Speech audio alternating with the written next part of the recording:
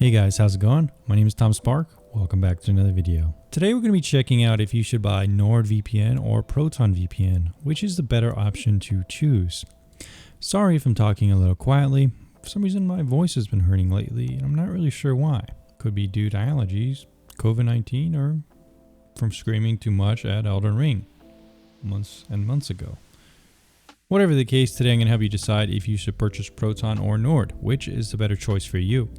We're going to be comparing the two VPNs with our objective number-based tier list system, which is based on my opinion on which VPN is the perfect one for you guys based on a number of characteristics such as pricing and stuff like that.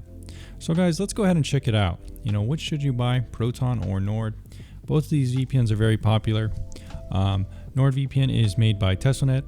Teslanet actually, I think, helped bootstrap ProtonVPN from the beginning. They shared some office spaces and stuff like that. But overall, Proton is its own thing, and NordVPN is its own thing as of now.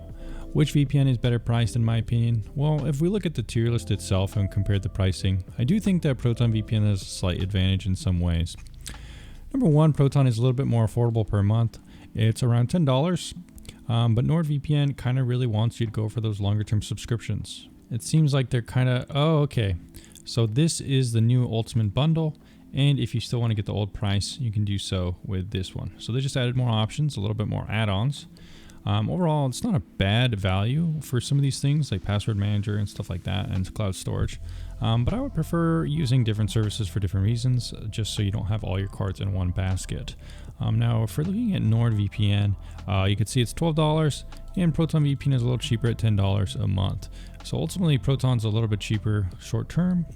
We could look at the euros here, and USD, $10. NordVPN you saw was a little more expensive. That said, NordVPN does do a little bit better with its long-term commitments. You have $96 for 2 years.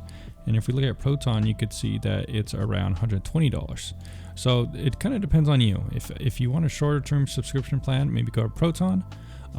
That said, Proton I do believe has more simultaneous connections. With their standard plan, they have 10. NordVPN only has 6, so it's also something to think about. Overall, though, Proton is a little bit cheaper short term. NordVPN is a little bit cheaper long term. That said, NordVPN does use some countdown clock timers and things like that and more marketing tricks that I think Proton does. So it's also something to take into consideration, and I've given them a little bit more points there. So ultimately, it's kind of up to you, but I do think Proton has a little bit of an edge here. It actually gets around 5 points, whereas Nord gets around 3.33 points. Now, if we're looking at NordVPN and ProtonVPN in the application section, I would say that overall they're pretty similar. They're both missing around the same number of points for different reasons each. Proton doesn't have browser extensions, whereas it does have a Linux GUI. NordVPN doesn't have a Linux GUI, but it does have browser extensions. With NordVPN, you don't have remote port forwarding for torrent increase in speeds. With Proton VPN, you do get that port forwarding, so it's a nice little touch there. Next up, we can kind of look at some other things. Proton doesn't have SOCKS 5 for torrenting, whereas NordVPN does. Proton doesn't have dedicated IPs, whereas NordVPN does have that as an add-on ability. But Proton is open source with its application, and NordVPN is not. So it kind of is up to you with Proton or Nord in the application section. If you want more compatibility, NordVPN is probably the one to go for, except Linux support is better on Proton. NordVPN has those extensions. So overall, it's kind of up to you with this one. It kind of depends if you value open source with Proton, or if you don't care, maybe go with Nord. But if you really want that port forwarding, go with Proton. So it's sort of up to you. And that's, I think, why we do these videos, to give you those individual nitpicky things that might be important for you as a user. So once again, kind of up to you. In the pricing, I did give Proton a slight edge here, but I would say that Nord and Proton are both kind of equal. It kind of just depends on what you're looking for. Now, if we look at the next section on speeds, both Proton and Nord are going to do fine. In my test and the reviews, they both tested very fast. And overall, there isn't that much difference between the two VPNs. Now, if we look at the privacy audit section, which one is more privacy friendly? And that's definitely going to be a hands down win for ProtonVPN. If we look at some of the individual things here that we're looking for, with Proton, they have all sorts of good things like open source analytics. They don't have any trackers on their website, no trackers on Android, and they do not have any history of data leaks or data scares. Whereas NordVPN did have a server key that kind of had leaked or something like that, and then they kind of had to fix that over the next couple of years. but they also don't have open source analytics. They have trackers on their website and trackers on Android. Both companies do have an external no-log audit though, but Proton does seem to do them more often. So in the privacy section, I'd say it's a clear win for Proton. Next up in the customer support section, which is better, Proton or NordVPN?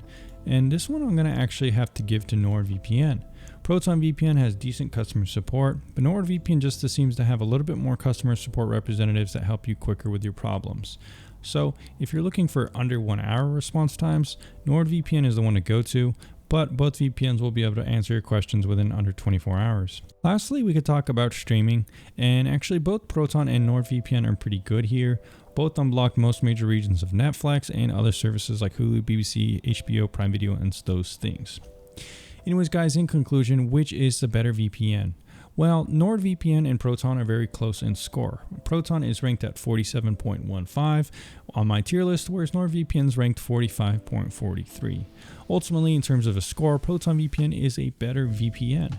However, that said, NordVPN does offer some of the good things does offer its own good things. It's cheaper long term. It's also got a little bit more fully fleshed app in some ways, SOC 5 proxy support, dedicated IPs. It has those extensions. It's really good speeds, a little bit better customer support. That said, Proton is a clear win if you are okay with paying a little bit more for the service as a whole. Except month to month is a little cheaper. The application is very good with Linux support and open source. It's missing a couple things here and there, but overall the speeds are very good and the privacy is one of the best ones on the channel. So it's definitely very good.